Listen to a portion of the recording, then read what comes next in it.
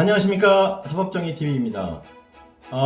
이번 시간은 지난 시간에 이어서 지난 10월 20일 대검찰청 국감에서 이루어진 윤석열 총장의 답변과 진술 중에서 허위 진술로 보이는 위증 혐의들에 대해서 계속해서 이야기해 보겠습니다.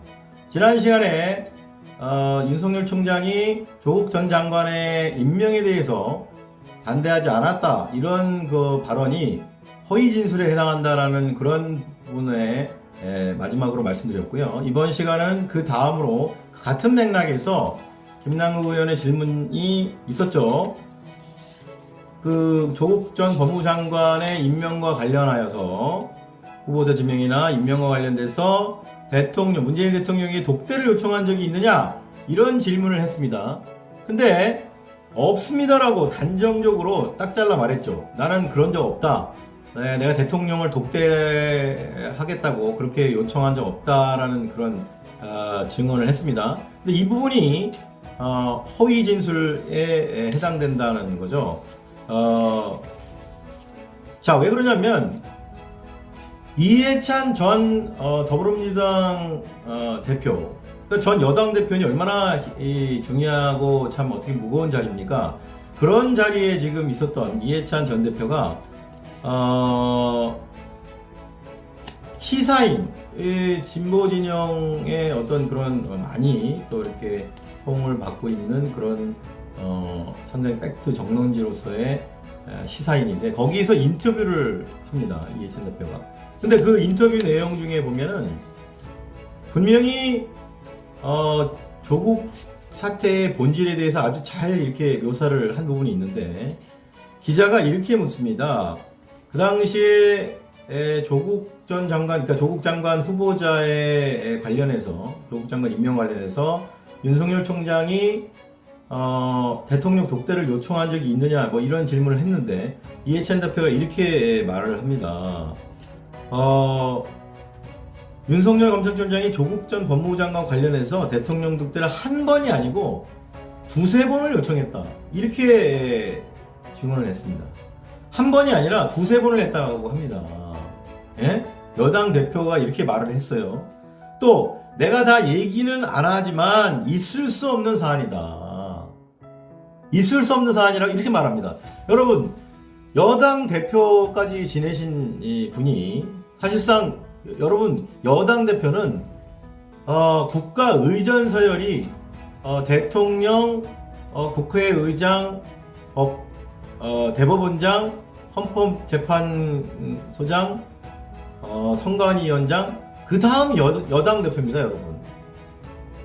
이렇게 어떻게 보면 상당히 그 중대한 자리인데, 정말 여당 대표, 이 180석 여당 대표가 과연 이런 식의 말을 함부로 했겠습니까, 여러분? 저는 이게 명백히 사실이라고 봅니다. 그렇다면 또 작년 10월 1일 날 또 유시민 노무현재단 이사장님, 이분은 사실 우리 민주진보진영의 스피커 중에 가장 어떻게 보면 전체 언론을 들었다 놨다 하는 그런 영향력이 있는 분이죠. 유시민 노무현재단 이사장께서 이런 얘기를 했습니다. 작년 10월 1일 JTBC 방송에서 조국 이 사태, 이 전반에 대해서 토론회가 있었습니다. 그 당시에 이 토론회에서 이렇게 말을 했어요. 윤석열 총장이 이 내사를 미리 다 하고 또 이런 것들 바탕으로 해서 조국 장관을 임명하지 못하도록, 그러니까 대통령에게 어떤 자기의 어떤 이런 그 수사, 뭐 첩보 단계 내사 이런 것들 바탕으로 이거 임명해서는 안 된다라는 취지의 이런 거를 하기 위해서 독대를 요청했다라는 또 이 얘기를 합니다. 그럼 결국은 두 사람이잖아요. 지금 여당 대표, 당시 여당 대표인 그 이해찬 대표, 또 노무현재단 이사장 유시민 이사장이 TV 방송에서 또 이 말을 언급을 했습니다. 그래서 이렇게 두 분의 진술이 허위면 모르겠는데, 이 두 분의 진술이 사실은 상당히 신빙성이 높고, 저는 개인적으로 뭐 사실이라고 믿습니다. 그래서 윤 총장의 이 대통령 독대를 요청한 적 없다라는 이 발언은 허위 진술로 보입니다. 그래서 위증에 해당된다고 저희가 고발을 했습니다. 그 다음 참 이것도 참 상당히 놀라운 일인데, 현직 지검장, 그것도 우리나라에서 가장 어떻게 보면 중대한 역할을 맡고 있는 서울중앙지검장으로 재직할 당시에 윤석열 총장이 조선일보 방상훈 사장과 중앙일보 사주인 홍석현 회장을 만났다라는 거죠. 중앙지검장 재직 시절에 이 부분에 대해서 박주민 의원이 이렇게 질의를 합니다. 많은 검사들이 사건 이해관계자들과의 만남으로 인해 규정에 따라 징계를 받는다. 총장님이 그랬다면 가볍게 넘어갈 문제가 아니다. 이렇게 지적을 합니다. 그랬더니 윤석열 총장이 이렇게 말했어요. 아니, 그 당시에 관련 사건이 있고 지금 거론되는 분이 사건 관계자라는 뭐가 있습니까? 이렇게 오히려 반문을 해요. 나는 진짜 전혀 나는 지금 이 사람을 만난 게 왜 문제인지 모르겠는데, 이 사람이 사건 관계자냐 일단 두 번째, 무슨 이 사람하고 관련된 사건이 있냐, 이렇게 반문을 했죠. 자, 그러면 여러분 이 발언은 이렇게 보여집니다. 내가 사건들이 있는지 난 모르겠는데 이 사람과 관련이 있느냐, 이렇게 봐야 되는데, 여러분 잘 알지만 그날 국감 때도 박주민 의원이 PPT로 명확하게 보여줬습니다. 그 사건이 굉장히 많은데요. 한 대여섯 개 이상 됩니다. 그런 거기 때문에 그 사건들을 보면 하나같이 다 조선일보와 TV조선과 관련했습니다. 자, 봅시다. 조선일보 방상호 사장 본인이 직접 고발당한 것도 있고요. 또 아들인 TV조선 방상호 사장이 고발당한 것도 있습니다. 고소나 고발. 또 동생 박용훈, 그러니까 코리아나 호텔 박용훈 사장은 왜 이 연루돼 있었냐면, 여러분 기억하시지만 이 장자연 사건에 연루돼서 이 코리아나 박용훈 사장도 조사를 받았습니다. 서울중앙지검에 의해서. 자, 그러니까 사실상 방상훈 본인뿐만 아니라 아들, 동생과 관련된 또 조선일보의 경영진들이 배임 이런 걸로 고발이 됐어요. 민원열 등에 의해서. 그러니까 사건이 많았습니다. 고소고발된 게. 근데 이럼에도 불구하고 윤석열 총장이 국감 때 이렇게 대답을 한 거예요. 아니, 이분과 관련된 사건이 뭐가 있습니까? 이 사람이 사건 관계자입니까? 라고 이렇게 얘기를 했는데, 이거는 저는 기억상실 환자가 아닌 이상 본인이 이거를 모를 수가 없다고 봅니다. 어떻게 세상에 자신이 2년 동안 재직했던 중앙지검장 시절에 이 사건들이 이렇게 대여섯 개가 넘는데, 이거를 내가 나는 이 사건들을 나는 모르겠는데 이 사람이 방상훈과 관련됐습니까? 이렇게 물어봤단 말이죠. 이거 너무나 뻔뻔하고 적반하장 아닌가요? 본인이 상대방이 있어서 밝히지 못한다? 근데 그 사람을 못 만나는 걸 내가 밝히지 못한다? 이런 거는 차치하고라도 사건이 이렇게 많았는데 이거를 내가 처리하는 지검장으로서 나는 존재하는지는 나는 사실 모르는데, 존재하는 것을 알고 있을 수도 있죠. 근데 아는데 이 방상훈과는 연관이 없습니다. 사건 관계자가 아니니까 내가 검사 윤리강정이 있는데도 검사 윤리강정을 깨고 난 만난 것도 난 상관이 없다, 이렇게 답을 한 겁니다. 여러분, 박주민 의원이 뭐라고 했습니까? 네? 검사들이 정말 요만한 사건, 이런 사실 그렇게 요만한 사건, 큰 사건 이렇게 차별할 필요는 없지만, 정말 이렇게 대형 사건, 국민적 관심이 있는 대형 사건이 아니다 하더라도 검사들이 사건 이해 방향계 당사자들, 사건 관계자라고 좁게 말하면 고소고발인, 피고소고발인, 또 피해자 이렇게 국한되지만, 또 제3자 어떤 그런 시민단체들도 고발인들이에요, 여러분. 근데 그런 좀 넓게 보면 사건 이해 당사자들이 많다고 볼 수 있는데, 피해자들, 라임 옵티머스 사건들처럼 굉장히 피해자들이 많을 수도 있고요. 그런데 그런 사람들을 만나는 자체가 징계 사유입니다, 여러분. 검사 윤리 강령이 명확하게 그렇게 돼 있어요.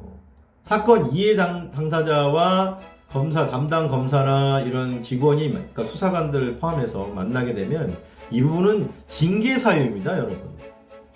그러면 중앙지검장으로, 서울중앙지검장으로서 이 사건들이 이렇게 많았는데, 이 사건들이 다 계류 중이었는데, 이걸 두고도 내가 그 이해 당사자, 방상훈 사장이 이해 당사자인데, 내가 만난 게 나는 그것이 문제가 아니다. 이건 너무, 소위 말하는 윗물이 맑아야 아랫물이 맑은 거고, 영이 서야 되는데, 이렇게 해놓고선 자기 밑에 말단 직원들은 뭐 조그마한 이런 거로 관계되면은 그 사건 관계자들 만난 거를 징계하고, 또 검사들도, 일반 검사들도 그렇고, 이게 도대체 무슨 일입니까, 여러분? 이게 정말 모범이 되는 행위입니까? 자신이 언론 사주 만난 것이 뭐가 문제냐? 내가 개인적으로 퇴근 후에 비밀리에 만나서 폭탄주를 먹든 환담을 나누든 내가 그거 뭔 상관이냐? 그렇게 강변하고 있는데, 검사 윤리강령에서 말하는 만남이라는 것은 그러니까 근무 시간 중에 만난 것만을 말할까요, 여러분? 내가 9시부터 6시까지 근무하는데 그 사이에만 안 만나면 된다? 내가 퇴근하고 고깃집 가서, 퇴근하고 내가 술집이나 룸사롱 가서 만난 건 됩니까, 여러분? 아니, 그렇게 따지면은 김봉윤이 검사들 술 접대했다고 하는 거, 그거는 왜 문제가 되는 건데요? 예? 퇴근 후에 자기들끼리 논 건데 유흥 즐기는 것이 문제됩니까? 검사, 현직 검사, 담당 검사가 사건 관계자랑 만났기 때문에 문제되는 거잖아요. 라임 옵티머스 사건은 그거는 담당이 아니었지만 곧 갈 사람이라고 이렇게 돼 있었고요. 하지만 윤석열 총장은 본인이 관장하는, 자신이 지검장으로 재직하고 있던 서울중앙지검에 그 사건이 분명히 있었습니다. 그리고 조선일보 방상훈, 이 사람은 사건 관계자, 당연히 피고발되고 피고보소 냈으면 사건 관계자가 맞습니다. 그런데 왜 이 사람을 만나는 거죠? 아니, 그냥 만나가지고 그냥 날씨 얘기했습니까? 만나가지고 무슨 언론에 대해서 얘기했습니까? 저는 그렇게 보지 않습니다. 분명히 떳떳하지 못한 자기들의 어떤 사건과 관련돼서 우리가 이런 사건들이 여러 개가 지금 현재 지검장님 산하에 있는 그런 수사팀이 하고 있는데, 이 사건에 원래 이런 거는 이게 아닙니다. 좀 선처라는 것은, 제가 봤을 때 선처는 이때 일어난 겁니다. 선처. 지검장님 선처 부탁드립니다. 술 한잔 하십시오. 선처해 주십시오. 우리가 우리 윤 총장님 나중에 혹시라도 만에 하나 정치하시게 되면 저희 조선일보가 빵빵 밀어드리겠습니다. 이런 식의 대화가 오가지 않았나. 물론 그거는 알 수가 없지만, 그러나 최소한 사건 관계자가 아니었다라는 식으로, 또 조선일보나 TV조선 등 조선일보 사주 관련된 사건들이 부존재한 것처럼 이런 식의 발언을 했어요. 이렇게 말하는 것은 본인의 기억에 반하는 허위 진술에 해당한다. 그렇게 보아지기 때문에 위증이라고 판단되고, 그래서 고발을 했습니다. 또 김남국 의원이 또 이렇게 또 물어봤어요. 이 JTBC 사건, JTBC 에서 그날 국감 당일날 저녁에 이런 단독 보도를 합니다. 이 지금 그 청담동에 있는 이 포레버라고 하는 이 룸사롱인데, 여기에 있는 종업원들이 조사를 받았는데요.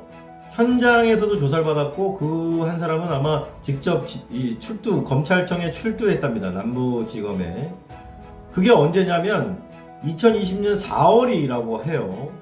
그런데 2020년 4월에 이미 서울 남부지검에서 압수수색을 4월에 했다라고 합니다. 그리고 현장에 와서 이걸 막 캐물었다고 해요.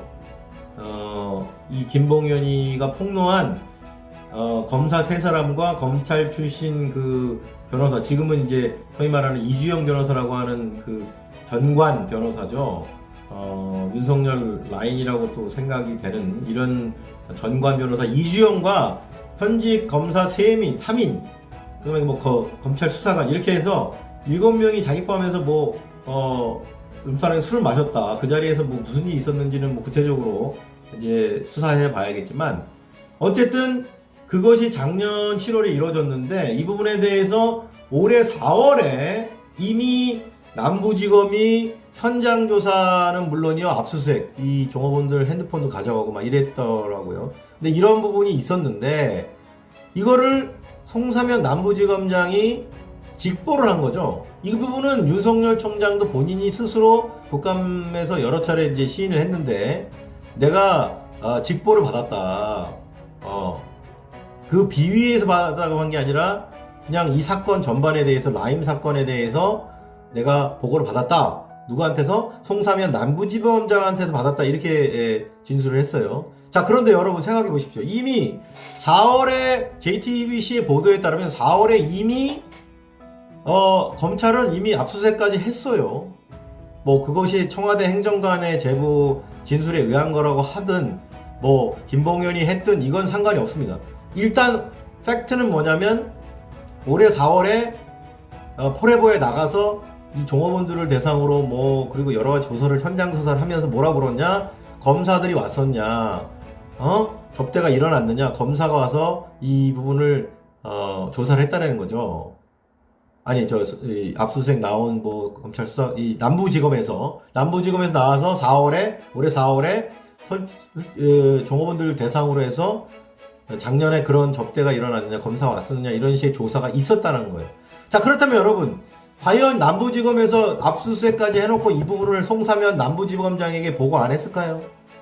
이건 상상할 수가 없습니다. 무조건 보고했겠죠. 자, 그렇다면 5월 달에 윤석열 총장이 자신이 송사면 남부지검장한테 보고받았다는 그 시점이 언제냐면 올해 5월 달입니다. 자, 그렇다면 올해 5월 달에 보고받았을 때 과연 송사면 남부지검장이 이 부분을 누락시켰을까요? 저는 그렇게 보지 않습니다. 무조건 보고했다. 총장님, 야당 정치인 관련돼서는 이렇고요. 지금 수사 상황 이런데, 또 한 가지를 이렇게 또 해보니까 이게 접대가 일어난 것 같습니다. 부적절한 만남과 이 라임 피의자들, 김봉현이니 하는 이런 자들이 우리 부하 검사들을 접대한 사실이 있는 것 같습니다. 라는 식의 그런 식의 보고가 없을 수가 없다. 어떻게 곧바로 그 직전에 어떤 이런 해당 룸사롱에 대해서 이런 이 현장 조사 압수수색까지 다 이루어지고 나서 그것이 청와대 행정관의 진술에 의했다 하더라도 그게 이루어진 상태에서 보고를 했다면 지검장이 총장이 그 말을 안 했을까요? 그거는 정말 저는 있을 수 없다. 그런데도 지금 김남국 의원이 라임 사건의 피의자 김봉현이 폭로한 현직 검사 접대 비리에 대해 보고받은 적이 없다고 했는데 맞습니까? 이러니까 윤석열 총장은 없습니다. 이렇게 답을 했습니다. 자, 여러분 생각해 보십시오. 이런 식으로 해서 이렇게 진술을 했는데 저는 상당히 너무나 이 국감을 보면서 검찰총장으로서 이것을 지켜보는 많은 국민들에게 사실 그대로를 본인이 사실 그대로 이렇게 말하겠다라고 선서했죠. 자, 그런데 이 선서의 내용이 여러분 잘 알지만 사실 그대로를 말하겠다 합니다. 사실 그대로 말한다는 것은 본인의 자신의 기억에 반하지 않아야 됩니다. 법정에서도 마찬가지인데요. 내가 기억하는 건 파란색인데 나가 빨갛다고 말하면 이건 위증입니다. 그런데 사실 그게 틀릴 수 있어요. 자기의 기억에 실제 현실이 틀릴 수가 있습니다. 그거는 여러분 그거는 위증이 아니라고 볼 수도 있어요. 왜냐하면 원래 빨강인데 내가 기억은 또 거꾸로 할 수가 있거든요. 인간의 기억이라는 거는 조금 뭐랄까 그 오감에 의존하기 때문에 그게 틀릴 수 있습니다. 그런데 지금 오늘 지난 시간부터 다뤘던 이 7가지는 이건 기억의 반항이, 자, 본인이 기억을 이거를 잘못했다라고 하기에는 너무나 피해가기 어려운 그런 진술들입니다. 예를 들어서 작년에 조국 장관 수사 그 압수수색 첫날에 박상기 장관하고 나눴던 그 대화가, 나는 그 대화를 나는 임명에 반대하는 취지가 아니다, 나는 뭐 사퇴에 대해서 거론하지 않았다, 나는 근데 본인 스스로도 국감도 중에 내가 수사를 하기 위해서, 우리가 수사를 검찰을 진행하는 데 있어서 걸림돌이 안 되도록, 왜냐면 야당하고 언론이 이렇게 난리를 치니까 조금 사퇴해 줬으면 뭐 좋겠다, 이렇게 말했다라는 이 말에 바로 그 본인의 그 진위가 나오는 겁니다. 사퇴라고 이미 말을 했어요, 두 글자를. 그런데도 불구하고 내가 박상기 장관한테 대화할 때 조국 장관의 장관 임명을 내가 반대하는 취지의 발언한 적이 없다. 내가 그런 취지의 발언이 아니었다라고 이렇게 한다면 이거야말로 정말 너무 비겁한 변명이다라고. 그 비겁한 변명은 도덕적으로 지탄받지만 이것은 그걸 넘어서서 허위의 진술에 해당한다는 거죠. 또 옵티머스 사건 무혐의 처분 관련돼서 보고받은 적이 없다. 여러분, 지금 이것도 이제 추미애 장관이 감찰을 검토하고 해야 되는데 이것도 감찰을 해야 됩니다. 도대체 2018년 10월부터 무혐의 처분한 2019년 5월 20일까지 4개월이 넘습니다. 분명히 초과됐어요. 이 검찰 규정에는, 이것도 새로운 사실로 밝혀진 거지만 4개월이 넘어서 처분을 하지 않게 되면 이것은 차장정결이라고 합니다, 여러분. 차장정결. 차장이 누굽니까? 부장검사 위에 있고요. 그 다음에 지검장 바로 밑에죠. 자, 그렇다면 이 사건도 결국 차장정결로 처리를 했다는 얘기인데, 부장정결이라고 한 거 그 자체도 또 틀린 얘기입니다. 여러분, 그런데 지검장이 나는 차장정결로 처리한 거를 난 몰랐다.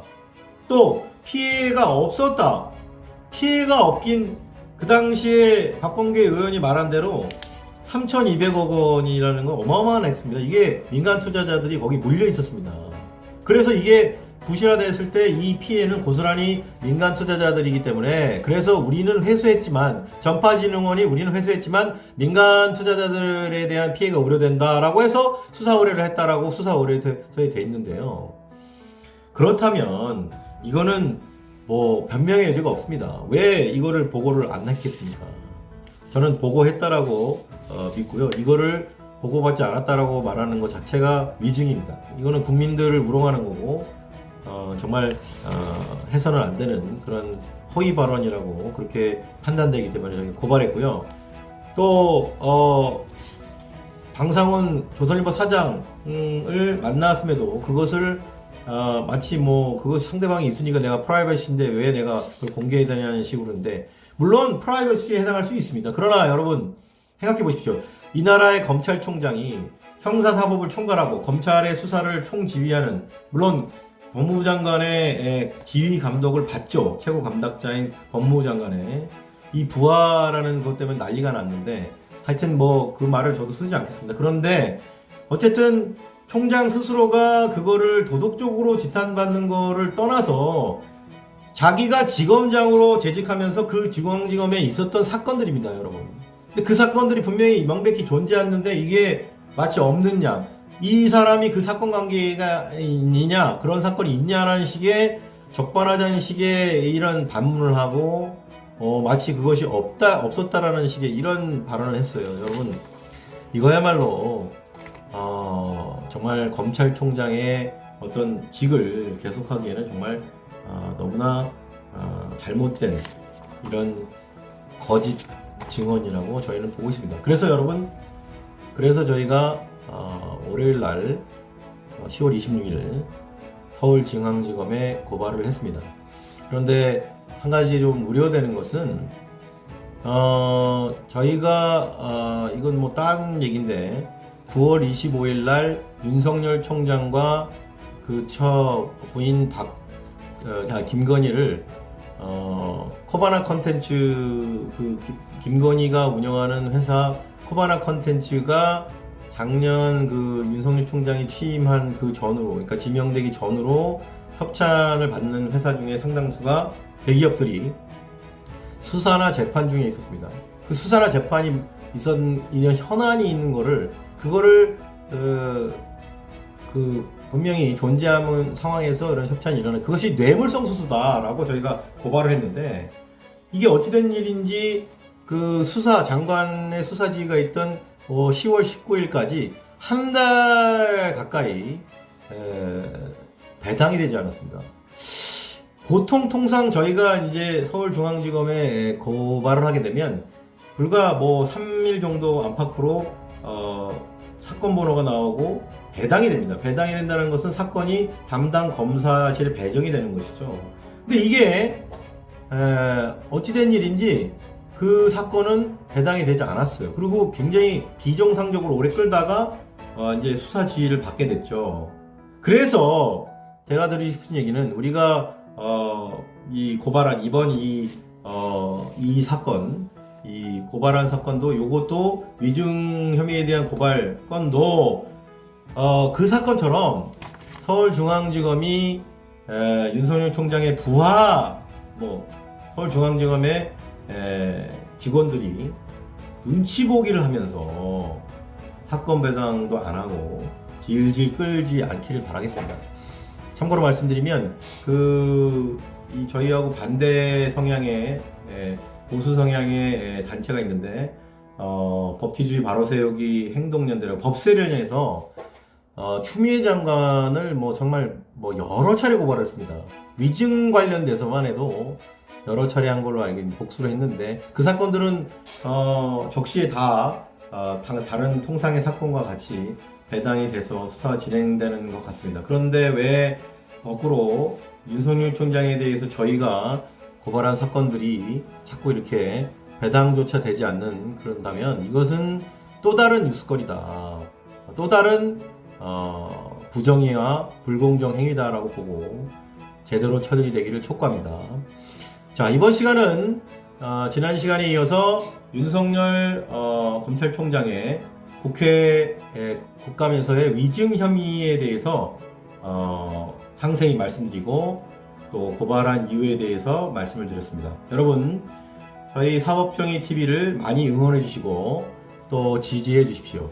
사법정의 TV를 응원하고 지지하는 가장 효과적이고 중요한 수단은 바로 좋아요와 구독을 눌러주시는 겁니다. 여러분이 다른 거 실제 후원을 계좌로 보내주시지 않으셔도 단순히 이것을 많이 여러 차례 조회하시고 또 구독 버튼을 꼭 누르십시오. 여러분, 조회만 하지 마시고 꼭 구독해 주십시오. 그리고 주변에 많이 전파해 주시기를 부탁드리겠습니다. 여러분, 오늘은 이렇게 이 정도로 마무리하고요. 다음 시간에도 저희 사법정의 TV 많이 기대해 주시고 더 유익하고 우리 대한민국을 더욱 정의롭고 민주적인 사회로 만드는 데 앞장서는 의미에서 검찰 사법개혁 분야에서 여러분 더 중요하고 또 도움이 되는 그런 컨텐츠로 다시 돌아오겠습니다. 여러분, 승리하십시오. 감사합니다.